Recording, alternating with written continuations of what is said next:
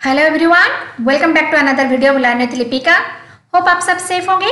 तो चलिए आज की क्लास की शुरुआत करते हैं। आज के क्लास में हम जानेंगे टाइप्स ऑफ असेसमेंट। आपको पता है ये कॉमन टॉपिक है। अगर आप इनमें से कोई भी एग्जाम की तैयारी कर रहे हो, जैसे यूजीसी नेट जेआरएफ हो गया, एसएसबी और ओपीएससी की पीजीटी हो गई, लेक्चर हो गया, या तो फिर बीएड कोर्स मैनुअल हो, या फिर एजुकेशन सब्जेक्ट जैसे यूजी और पीजी कर रहे हो, इन सारे सब्जेक्ट के लिए, इन सारे एग्जाम के लिए ये जो टॉपिक है ये इम्पोर्टेंट है क्योंकि ये आपके सिलेबस में है। तो आज हम इसको कवर करेंगे, जहाँ पे मैं नोट्स के फॉर्मेट में दे रही हूँ ताकि जो बच्चे बीएड कर रहे हैं, कोर्स मैनुअल है, उनके लिए भी हेल्पफुल हो जाएगा, और जो बच्चे एग्जाम की तैयारी करें उनके लिए भी हेल्पफुल हो जाएगा। तो वीडियो को अच्छे से एंड तक देखिएगा। कोई भी डाउट है, कोई भी कम्प्लीमेंट है, आप मुझे कमेंट सेक्शन में बताएगा। नेक्स्ट आप कौन से टॉपिक में चाहते हो ये भी मुझे बताना। वीडियो को डेफिनेटली लाइक करना, आप में से बहुत लोग लाइक नहीं करते हो, वीडियो को लाइक करना, एंड चैनल को अगर सब्सक्राइब नहीं किया अभी के अभी सब्सक्राइब कर देना। एंड एक इम्पोर्टेंट इन्फॉर्मेशन, जो बच्चे एसएसबी लेक्चर की तैयारी करें जो उड़ीसा में निकला है, अगर उसकी तैयारी कर रहे हो तो उसका पेड कोर्स लॉन्च हो गया है। तो अगर आप उस पर एनरोल होना चाहते हो, मुझे इस नंबर पे कांटेक्ट करना, आप उस पर एनरोल हो जाओगे। जल्दी से जल्दी कांटेक्ट करना क्योंकि हम इससे जो वीक है उसमें कोर्स स्टार्ट कर रहे हैं। तो अच्छे से हम उसमें क्या करेंगे, पूरे सिलेबस को कवर करेंगे, प्रीवियस ईयर क्वेश्चन एंड कुछ एमसीक्यू, इंपॉर्टेंट एमसीक्यू सॉल्व करेंगे, मॉक टेस्ट करेंगे, डिस्कस करेंगे। तो ये सारे तरीके से हम पढ़ेंगे ताकि एग्जाम ओरिएंटेड फोकस हुए के पढ़े में, ताकि स्ट्रेटजी यूज़ करके कम टाइम में हम अच्छे से सारा सिलेबस से उसको कवर कर पाएंगे। अगर आप उस पर एनरोल होना चाहते हो तो मुझे इस नंबर पर कॉन्टैक्ट करना, मैसेज करना कि आप एनरोल होना चाहते हो, तो आगे के प्रोसेस में दे दूँगी। उसमें फी बहुत ही मिनिमल है, तो पूरा कोर्स फी है तो बहुत ही मिनिमल में। अगर उसके अलावा कोई भी बच्चा फाइनेंशियली वीक है तो कोई दिक्कत नहीं, उसको आराम से डिस्काउंट मिल जाएगा। फीस के बारे में बिल्कुल भी आप टेंशन मत लेना। अगर आप कोर्स में एनरोल होना चाहते हो, अच्छा एजुकेशन पाना चाहते हो, तो मुझे इस नंबर पे मैसेज करना, ठीक है। याद रहना, जो बच्चे एसएसबी लेक्चर की तैयारी कर रहे हैं मुझे इस नंबर पर कॉन्टैक्ट कर सकते हो। ओके, चलिए स्टार्ट करते हैं टाइप्स ऑफ असेसमेंट। अभी तक वीडियो को मतलब चैनल को सब्सक्राइब नहीं किया है तो अभी का भी सब्सक्राइब कर दीजिए। ओके, पहले जानते हैं assessment. What is assessment? Assessment क्या है? देखो, आपने पढ़ा होगा इवैल्यूएशन एंड असेसमेंट। इवैल्यूएशन में क्या करते हो, आप जजमेंट देते हो, ओके, एक डिसीजन देते हो। लेकिन असेसमेंट में क्या करते हो, आप इम्प्रूवमेंट के लिए फीडबैक देते हो। ये है मेन डिफरेंस। जब मैं पढ़ा रही हूँ इसको आप चाहे वो स्क्रीनशॉट ले लो या फिर आप नोट्स भी बना लो, क्योंकि बहुत सारी चीज़ हम बोलने के टाइम बोलते हैं, जैसे क्लास के टाइम हर चीज़ को हम पीपीटी में नहीं डाल सकते, तो कुछ बातें आप अपने शॉर्ट नोट्स बना लो। जैसे इवैल्यूएशन में क्या होता है, जजमेंट होता है, मतलब डिसीजन होता है, लेकिन असेसमेंट में क्या होता है, फीडबैक होता है, फर्दर इंप्रूवमेंट की चांस होता है। ये एक एक की वर्ड है जिसको आप लिख लेना, क्योंकि एग्जाम में क्वेश्चन है, की वर्ड से आप पकड़ पाओगे। ओके, क्या assessment is a continuous process where there is a chance for further improvement of students learning. ये क्या है, ये कंटिन्यूअस प्रोसेस है। आप क्लास में हर दिन जब भी क्लास होता है टीचर असेसमेंट करते हैं, लेकिन आप इवैल्यूएशन में क्या होता है, एंड में होता है कुछ चीज़, एक जजमेंट टाइप में। असेसमेंट क्या होता है, कंटिन्यूअस होता है, और क्या किस लिए होता है, क्योंकि स्टूडेंट की इंप्रूवमेंट के लिए। Okay, got it. देन ये कुछ डेफिनेशन है, इसको लिख लेना ताकि जो बच्चे हैं बीएड में या तो फिर जो बच्चे एजुकेशन कर रहे हैं उनके लिए नोट्स में काम आएगा, उनके सेमेस्टर्स एग्जाम आ रहे हैं। ओके, क्या है, assessment involves the use of empirical data on students learning to refine program and to improve students learning. इसलिए बनाया गया है, उनका जो है मतलब इम्प्रूवमेंट के लिए हम क्या करते हैं, जो असेसमेंट है उसको हम यूज़ करते हैं। तो primary purpose of assessment, improve students learning. Teacher provide students with descriptive feedback that guide their effort towards improvement. यहाँ पे आप क्या देते हो, फीडबैक देते हो। यहाँ पे कोई जजमेंट नहीं होता, फेल पास नहीं होता है, आपका क्या गलती हुआ है, क्या नहीं है, इसके बारे में आपको फीडबैक मिलता है। जैसे कभी कोई डिस्कशन हो गया, क्विज हो गया, तो उस टाइम में आपको फीडबैक मिलता है। ओके, तो इंटरनल एग्जाम में भी देखते हैं, जो सर है, जो टीचर है, आपको बताते हैं कि बेटे आपने यहाँ पे गलती की, यहाँ पे आप इम्प्रूवमेंट करो, यहाँ पे आपका मतलब ज़्यादा अच्छा नहीं लिखा है, यहाँ पे कंक्लूजन छोड़ दिया है। तो इस तरीके का जो फीडबैक है, इससे क्या होता है, बच्चे अपने आप में इम्प्रूवमेंट करता है। Okay, this is called assessment. Clear, got it. Okay, next जानते हैं टाइप्स ऑफ असेसमेंट। पहले जानते हैं प्लेसमेंट असेसमेंट। प्लेसमेंट असेसमेंट क्या है? एक वर्ड से आपको पता चला यहाँ पे क्या करना है, प्लेसमेंट देना है, यानी कि आपको कहीं पे एनरोल करना होगा कहीं पे आपको ज्वाइन करना है। प्लेसमेंट मतलब क्या, जैसे आप पढ़ते हो कहीं पे प्लेसमेंट आती है, जॉब की आती है, इंटरव्यू प्लेसमेंट के लिए, तो इसका मतलब क्या आप समझे, आप सिंपल वर्ड में अगर देखा जाए तो कहीं पे आपको एनरोल करने के लिए होता है ये चीज़। समझ में आना जनरल टर्म में? देन जानते हैं क्या है। So placement assessment is use to place student according to their prior achievement और पर्सनल कैरेक्टरिस्टिक। यहाँ पे आपको एक कोर्स में एक मतलब कुछ भी ऑर्गेनाइजेशन में आपको प्लेसमेंट करने के लिए ये प्लेसमेंट असेसमेंट होता है, जो आपकी प्रायर नॉलेज चेक करती है। ओके, जैसे हो गया आपका एंट्रेंस एग्जाम। आप कोई भी कोर्स में एनरोल होना चाहते हो, जैसे अगर आप जब भी बीएड के लिए दिए थे, एंट्रेंस दिए थे, अगर आप वो एंट्रेंस क्वालिफाई किए होंगे तभी आपका बीएड में एंट्रेंस मतलब एनरोलमेंट हुआ होगा। पीजी के लिए सीपेट होता है और भी सीयूईटी का होता है। तो ये सारे एग्जाम जो एंट्रेंस एग्जाम आप देते हो कोई कोर्स में एनरोल होने के लिए, वो आता है प्लेसमेंट असेसमेंट में, क्योंकि वहाँ पे आपकी प्रायर नॉलेज चेक किया जाता है, उसी के अकॉर्डिंग आपकी कोर्स होती है। हर एक एंट्रेंस में डिफरेंट टाइप ऑफ क्वेश्चन होते हैं अकॉर्डिंग टू द रिक्वायरमेंट। जैसे बीएड में टीचिंग एप्टीट्यूड होता है, क्योंकि वहाँ पे आपके टीचिंग एप्टीट्यूड देखा जाता है, आपकी सब्जेक्ट नॉलेज देखा जाता है। सिमिलरली अगर कोई बच्चा नीट की तैयारी कर रहा है तो उसमें वो मेडिकल रिलेटेड, उसकी साइंस रिलेटेड क्वेश्चन होती है। तो जो है आप किसके लिए तैयारी करें, उसी अकॉर्डिंग आपकी जो है प्रायर नॉलेज चेक किया जाता है। ओके, तो placement evaluation use to place students into a course level academic program. Got it? तो ये क्या करता है, प्रायर नॉलेज चेक करता है, प्रायर इंस्ट्रक्शन। ये कब होता है असेसमेंट? पहले, मतलब कोई भी कोर्स से एनरोल होने से पहले। ये एग्जाम में आता है, जैसे कब होता है, पहले, बीच में या एंड में। तो प्लेसमेंट इवैल्यूएशन हमेशा प्रायर यानी कि फर्स्ट में होता है। Then conducted before organization teaching program. ये वर्ड याद रख लेना, कुछ कीवर्ड। प्लेसमेंट होता है बिफोर, फॉर्मेटिव होता है ड्यूरिंग, एंड जो समेटिव होता है वो होता है एट द एंड। क्लियर? ये सारे कीवर्ड याद रख लेना। एंड प्लेसमेंट असेसमेंट का सबसे बड़ा कीवर्ड है entry behaviour. It aim to evaluate people's entry behaviour in a sequence of instruction. ये क्या करता है, एंट्री बिहेवियर चेक करता है कि आप उस कोर्स के लिए, उस जो टॉपिक के लिए आप एलिजिबल हो या नहीं हो। ये कौन चेक करता है? Placement assessment. ओके, सो ये याद रख लेना, एंट्री बिहेवियर। जब भी एग्जाम में एंट्री बिहेवियर आए तो अगर ऑप्शन में आया होगा बहुत सारे असेसमेंट, आप क्लिक करना placement assessment. Okay, then it also known as previous knowledge. ये दो कीवर्ड मेनली यूज होता है प्लेसमेंट असेसमेंट में, entry behaviour, then it's check previous knowledge. Okay, इसका एग्जाम्पल क्या है, एंट्रेंस एग्जाम। जैसे मैंने बताया, जो भी आप एंट्रेंस एग्जाम दे रहे हो ताकि आप वहाँ पे सिलेक्ट हो पाओ, तो ये होता है प्लेसमेंट असेसमेंट। क्लियर? होप आपको समझ में आ गया होगा। कोई भी डाउट है आप मुझे कमेंट सेक्शन में बताना। अगर आपको अच्छी लगी है वो भी बताना, और वीडियो को अभी तक लाइक नहीं किया है तो लाइक कर देना। ओके,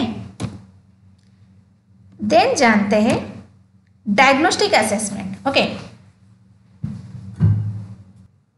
सो डायग्नोस्टिक असेसमेंट, डायग्नोस्टिक वर्ड से आपको क्या समझ में आ रहा है?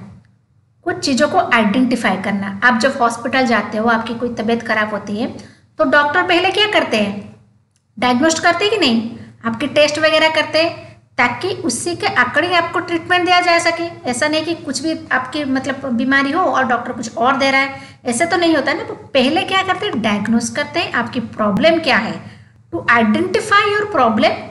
देन उसके बाद उसी के अकॉर्डिंग जो भी आपकी प्रॉब्लम है उसी के अकॉर्डिंग आपको ट्रीटमेंट दिया जाता है। समझ गए? सिमिलरली सेम जो प्रोसेस है वो हम जब एजुकेशन में यूज़ करते हैं, हम डायग्नोस्टिक असेसमेंट को हम क्या कर रहे हैं, अभी एजुकेशन सेक्टर में यूज़ करें। स्टूडेंट की प्रॉब्लम को आइडेंटिफाई करें, उसका क्या प्रॉब्लम है, उसको किस चीज़ की ज़रूरत है, किस चीज़ को वीकनेस है। तो इस चीज़ को जब हम आइडेंटिफाई करते हैं एंड उसी के अकॉर्डिंग हम रिमेडियल टीचिंग देते हैं, उसको हम बोलते हैं डायग्नोस्टिक असेसमेंट। ओके, तो क्या है डायग्नोस्टिक असेसमेंट? मीन्स टू डायग्नोस्ट और discover students difficulties while learning and assess problem accurately. यानी कि जब हम यहाँ पे क्या कर रहे हैं, एजुकेशन में, स्कूल में यूज़ करें, वहाँ पे डॉक्टर अपने हॉस्पिटल में यूज़ करता है, तो यहाँ पे हम अपने असेसमेंट का कहाँ किस पे अप्लाई करते हैं, स्टूडेंट की पे। क्यों मतलब अप्लाई करते हैं, तो identify her difficulties while learning and assess problem accurately. जब वो पढ़ रहे हैं, बच्चे क्लास में हैं, तो एक एज ए टीचर आप क्या कर रहे हो, बच्चे को आइडेंटिफाई कर रहे हो।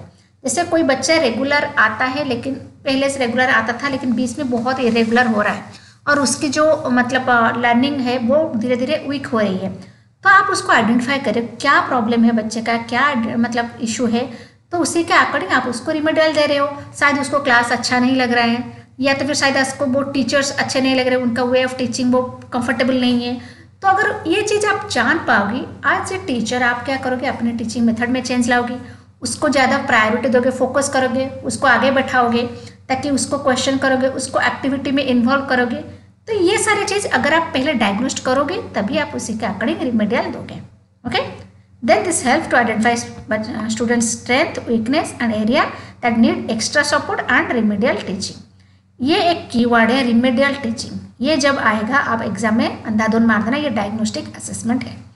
कुछ कुछ कीवर्ड को याद रखना, आप चाहे नोट्स बना लो, जैसे मैं बता रही हूँ शॉर्ट्स नोट्स बना लो। कुछ होता है जैसे डायग्नोस्टिक मतलब रिमेडियल टीचिंग, ओके, जहाँ पे हम क्या करते हैं, स्टूडेंट्स की स्ट्रेंथ वीकनेस को आइडेंटिफाई करते हैं, उसी के अकॉर्डिंग रिमेडियल टीचिंग देते हैं। Got it? Then diagnostic assessment are typically administered at the beginning और during of the course, unit और lesson to guide instructional planning. तो कहीं पे ही लिखा होता है डायग्नोस्टिक बिगिनिंग में होता है, कहीं कहीं लिखा होता है ड्यूरिंग। तो बेसिकली बिगिनिंग में भी होता है एंड ड्यूरिंग में भी होता है, जहाँ पे आपको क्या करना होता है, स्टूडेंट्स की प्रॉब्लम को आइडेंटिफाई करना होता है, इसके अकॉर्डिंग रिमेडियल देना होता है। ओके, तो जब भी कोई कोर्स चल रहा है, कोई यूनिट चल रहा है, उसी के बीच और उसी के पहले आप डायग्नोस्टिक कर सकते हैं। एग्जाम्पल इसका क्या है, जैसे प्री टेस्ट हो गया, इंटरव्यू हो गया, ऑब्जर्वेशन हो गया और review of students work sample. ये सब चीज़ किस में आएगी, डायग्नोस्टिक असेसमेंट में हेल्प करते हैं। प्री टेस्ट करके आप तभी जान पाओगे क्या प्रॉब्लम है। अगर कुछ बच्चों का कुछ इशू है, उसके हेल्थ इशू है, इसका फिर कुछ भी प्रॉब्लम है, आप उससे इंटरव्यू करोगे तभी आप जान पाओगे उसका क्या प्रॉब्लम है, क्या नहीं है। ओके, देन अगर इंटरव्यू नहीं, आप कुछ बच्चे को ऑब्जर्व करते हो, क्योंकि बहुत सारे बच्चे बोलने में कंफर्टेबल नहीं होते, वो अपनी प्रॉब्लम शेयर नहीं करते हैं। तो एज ए टीचर आपको क्या करना है, ऑब्जर्व करना है कि बच्चे का क्या प्रॉब्लम हो, वो पहले एक्टिव रहता था अभी एक्टिव नहीं रह रहा है, या फिर वो शुरू से ही एक्टिव नहीं है, क्यों एक्टिव नहीं है। तो आप इस चीज़ को जानने के लिए आप क्या करोगे, प्री टेस्ट लोगे, इंटरव्यू लोगे, ऑब्जर्वेशन करोगे and review of students work sample. Got it? Clear? Diagnostic assessment समझ में आ गया? Any doubt? कोई भी डाउट है आप मुझे कमेंट सेक्शन में बताना एंड डेफिनेटली वीडियो को लाइक करके जाना, फ्रेंड्स ग्रुप में शेयर करना। और जो मैं बोल रही हूँ, अगर कोई कोर्स में एनरोल होना चाहते हो, जैसे एसएसपी के लेक्चर कोर्स में, तो मुझे जो नंबर मैंने दिया है उसमें मुझे कांटेक्ट करना, मैसेज करना, तो हम जल्दी से क्लास स्टार्ट करें इस वीक से। सो जल्दी से जिनको एनरोल होना है मैसेज कर देना। सो नेक्स्ट जानते हैं formative assessment. Okay, formative assessment, okay, जैसे मैंने अभी बताया फॉर्मेटिव कब होता है, ड्यूरिंग, यानी कि क्लास के टाइम, इन बीचों बीच होता है ताकि इम्प्रूवमेंट हो सके। सो ये क्या होता है, is generally carried out through out course और प्रोजेक्ट। जब भी आप कोई कोर्स में हो, कोई प्रोजेक्ट हो, उसी में ही फॉर्मेटिव असेसमेंट ज़्यादातर होता है। इट प्रोवाइड फीडबैक, ओके, ये कीवर्ड है उसका, प्रोवाइड फीडबैक ड्यूरिंग कोर्स और प्रोजेक्ट। ओके, ये दो कीवर्ड आप याद रखना, जब भी एग्जाम में क्वेश्चन आता है तो ड्यूरिंग जहाँ पे देखना फॉर्मेटिव मार देना, जहाँ पे एंड में लिखा होगा वहाँ पे समेटिव क्लिक कर देना। ओके, ये दो कीवर्ड है, क्या देता है, ये फीडबैक देता है। कब देता है, ड्यूरिंग कोर्स और project. Okay, while learning is occurring, जब लर्निंग चल रहा है, जब आप कोई कोर्स में एनरोल हो, जब क्लास चल रहा है, उसी के टाइम जब कोई फीडबैक, जब टीचर फीडबैक देते हैं, उसको हम बोलते हैं फॉर्मेटिव असेसमेंट। क्यों? For the improvement. Okay, formative assessment throughout the learning process to measure progress, identify area of improvement. यानी कि इस जो असेसमेंट है, फॉर्मेटिव असेसमेंट, अभी जो हमारा एजुकेशन सिस्टम है एंड एनईपी, उन्होंने फॉर्मेटिव असेसमेंट को ज़्यादा प्रायोरिटी दिया है, क्योंकि इससे बच्चे का इम्प्रूवमेंट होता है। एट द एंड नहीं होता है, एंड होगा तो वो लर्निंग स्लो हो जाता है। लेकिन अगर हमेशा आपकी कंटिन्यूस फॉर्म में आपकी असेसमेंट हो रही है, फॉर्मेटिव डेली अगर आपको इम्प्रूवमेंट के लिए मतलब दिया जा रहा है, तो क्या होता है, बच्चे में जो सीखने की होता है ना, वो एग्जाम ओरिएंटेड से मार्क्स ओरिएंटेड ना होके उसमें एक्चुअली नॉलेज गेन हुए। तो अगर आप एंड में ही करोगे तो क्या, तो वो पास फेल में ही काउंट हो जाएगा, तो उसके पास इम्प्रूवमेंट का कोई चांस ही नहीं रहेगा। तो इसलिए अभी जो हमारा एजुकेशन सिस्टम है, एनईपी 2020 है, वो ज़्यादातर फॉर्मेटिव असेसमेंट पर भी प्रायोरिटी दे रही है। Okay, so got it?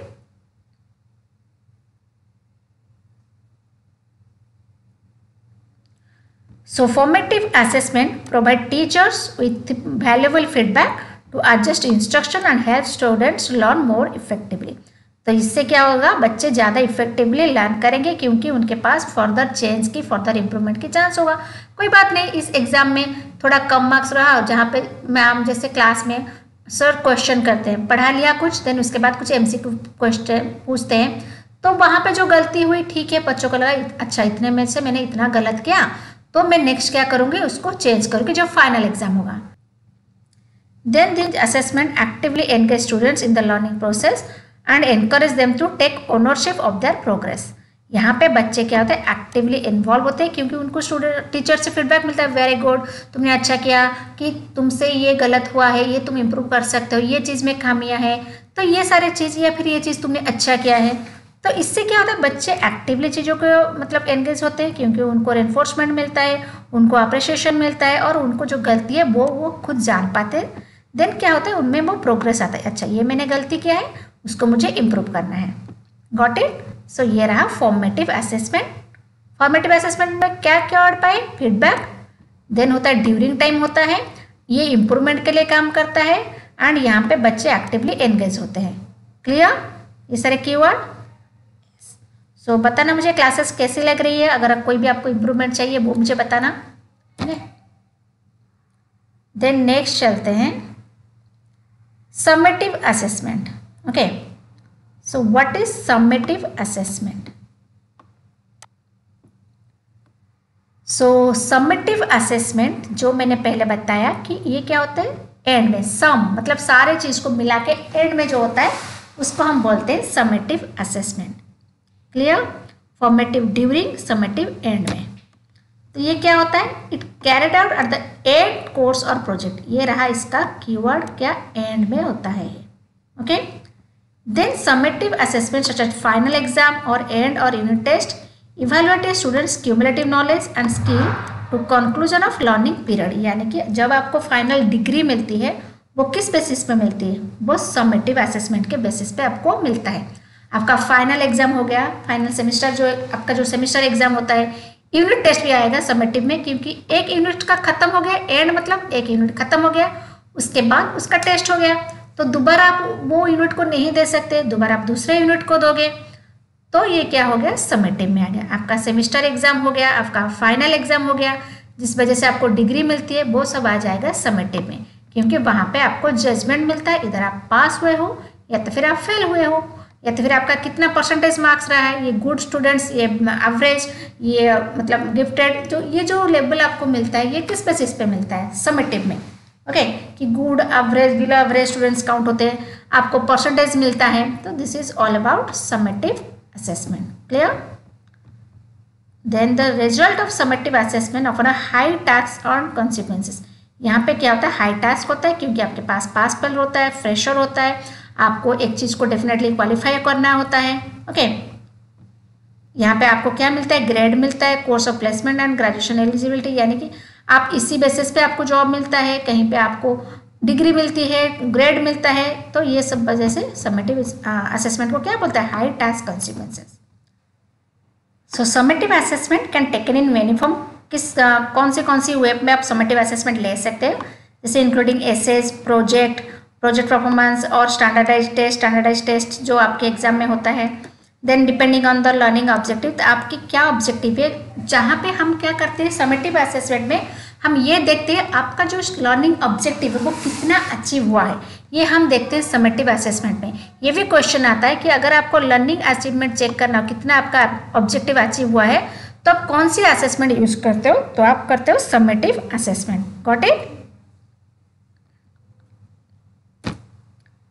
Then next है नॉर्म्स रेफरेंस असेसमेंट। ओके, ये क्या करता है, ये आपको क्या करता है, कंपेयर करता है आपके पीयर ग्रुप के साथ। ये एक कीवर्ड है, आपको याद रखना, कंपैरिजन टू पीयर, यानी कि यहाँ पे जहाँ पे आपके रैंक डिफरेंस हो, आपके रैंक का कैसे आता है, पीयर ग्रुप से। जितने भी बच्चे वो एग्जाम दिए होंगे उनमें से जो हाईएस्ट मार्क होगा उसी का अकॉर्डिंग आपके रैंक डिसाइड होता है। तो जहाँ पे रैंक होता है वो आता है नॉर्म रेफरेंस में, तो उसमें क्या होता है, पीयर के साथ कंपैरिजन होता है, कट ऑफ उसी में काउंट होता है, बच्चे कितने स्कोर किए उसी के अकॉर्डिंग आपकी कट ऑफ निकलती है, उसी के अकॉर्डिंग आपकी रैंक निकलती है। तो वहाँ पे क्या होता है, पीयर ग्रुप के अकॉर्डिंग होता है कि नहीं सब कुछ, जितने बच्चे वहाँ पे एग्जाम दिए होंगे उनका परफॉर्मेंस को कंपेयर करके वहाँ पे होता है। तो इस सारे एग्जाम का हम बोलते हैं norm reference assessment. Got it? जहाँ पे कीवर्ड आएगा कंपैरिजन विथ पीयर, वहाँ पे आएगा norm reference. Got it? Norm reference assessment measure students performance in relation to their peer. यहाँ पे पीयर ग्रुप यानी कि जो बच्चे, जितने भी बच्चे वहाँ पे एग्जाम दिए होंगे उनके अकॉर्डिंग यहाँ पे नॉर्म रेफरेंस असेसमेंट होगा। ओके, दे प्रोवाइड रैंकिंग और percentile that indicate how student score compare to the overall group. यहाँ पे आपको क्या देता है, रैंक देता है, परसेंटाइल, परसेंटेज आपका इंडिविजुअल है, परसेंटाइल जब आपको कंपेयर करके स्टूडेंट के साथ अदर पीयर ग्रुप के साथ दिया जाता है वो होता है percentile. Okay, then this assessment such as that, और ये सारे जितने भी एंट्रेंस एग्जाम हो गए स्टैंडर्डाइज वे में उसको हम बोलते हैं नॉर्म रेफरेंस। जैसे अगर आप अभी लेक्चर की तैयारी कर रहे हो, एसएसपी लेक्चर की, जिसे नेट की तैयारी कर रहे हो, वहाँ पे क्या होता है आपका एक कट ऑफ निकलता है। कट ऑफ कैसे निकलता है, आपके जितने बच्चे वहाँ पे वो एग्जाम दिए हैं उनके स्कोर के अकॉर्डिंग आपका क्या होता है, कट ऑफ निकलता है। यानी कि वहाँ पे पीयर के साथ यानी कि एक दूसरे के साथ कंपैरिजन होता है। तो ये सारे एग्जाम जितने भी हो गए तो यहाँ पे ये हो गए आपके norm reference. Then norm reference test are often use to competitive admission process. जैसे मैंने बताया जितने भी कॉम्पिटिटिव एग्जाम है उसमें आ गया, क्योंकि वहाँ पे कॉम्पिटिटिव मतलब क्या, आप दूसरे के साथ कंपटीशन कर रहे हो, तो जिसका स्कोर हाई होगा उसका सिलेक्शन होगा, जिसका स्कोर कम होगा उसका सिलेक्शन नहीं होगा। कट ऑफ भी उस बेसिस पे आएगा, कितने बच्चे ने स्कोर किया है उसी के अकॉर्डिंग आएगा। तो जितने भी कॉम्पिटिटिव एग्जाम हो गए वो आ जाएंगे नॉर्म रेफरेंस में। ओके, तो ये क्यों होता है, to identify top performance of the student, student में किसने अच्छा परफॉर्मेंस किया है, किसने नहीं किया है, एंड कौन ज़्यादा एलिजिबल है, सीट कम होती है, कंपटीशन ज़्यादा होती है। इस सब एग्जाम में हम क्या यूज़ करते हैं, नॉर्म रेफरेंस असेसमेंट। क्लियर? कोई डाउट है?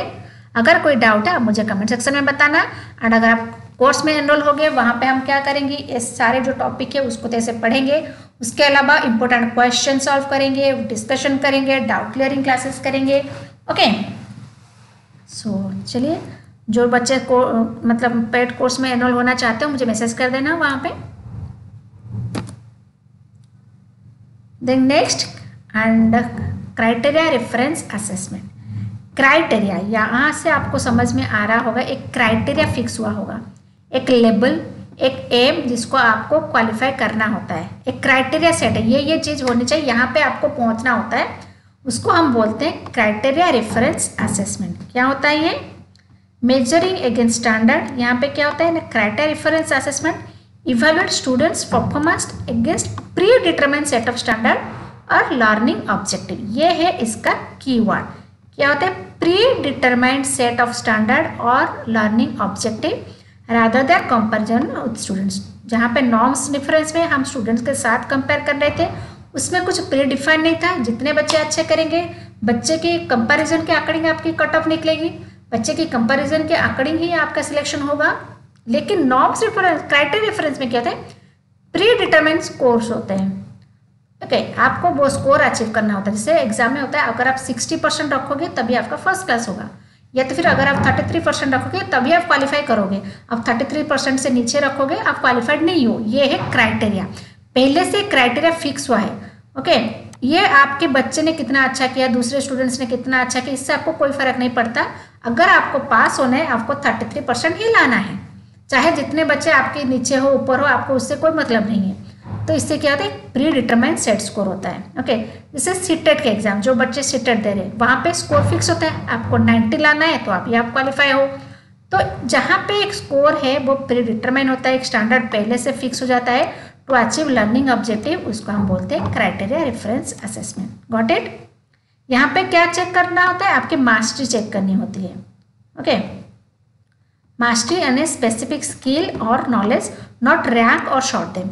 यहाँ पे आपको रैंक नहीं करना होता है, आपको किसी बच्चे से कंपेयर नहीं करना होता है, आपकी मास्टरी चेक करनी होती है, आप उस चीज़ के लिए कितना एलिजिबल हो, आप क्या वो काम कर पाओगे। जैसे कोई रिक्वायरमेंट आ रहा है तो वहाँ पे देखा जाए इतना मार्क्स रखेंगे बच्चे से, अभी सिलेक्शन में होता है 55% मार्क्स होना चाहिए पीजी में, तभी आपकी जो है आपको एग्जाम के लिए कोई इंटरव्यू के लिए आप एलिजिबल हो। ओके, मिनिमम पीजी में आपका 55% होना चाहिए, तभी आप क्या करोगे इसके लिए एलिजिबल हो। तो वहाँ पे ये नहीं देखा जा रहा है कि हाँ किसी का अगर 45 है, किसी का 50 है तो भी वो एलिजिबल है। वो मतलब आपके रिजर्वेशन के हिसाब से अलग है, वो डिफरेंट बात है। अदरवाइज 55% या 50% फिक्स है। ओके, तो ये क्या है, ये चेंज नहीं है, इस बार चेंज हो गया अगली बार चेंज हो नहीं, ये एक फिक्स फॉर्मेट है। 55% रखोगे तभी आप क्वालिफाई होगे, तो ये आएगा क्राइटेरियन में। क्यों? क्योंकि यहाँ पे एक फिक्स प्री डिटरमाइंड सेट होता है, स्टैंडर्ड होता है। यहाँ पे आपकी नॉलेज, आपकी स्किल का देखा जाता है, आपको अपने के साथ मतलब खुद के साथ कंपटीशन करना है, ना कि दूसरों के साथ। Okay, then rubric of scoring guide, जहाँ पे criteria reference assessment often use detail rubric to clearly define performance level and expectation ensuring fair and consistent evaluation. यहाँ पे ज़्यादातर आपकी क्राइटेरिया रेफरेंस असेसमेंट के लिए। Got it?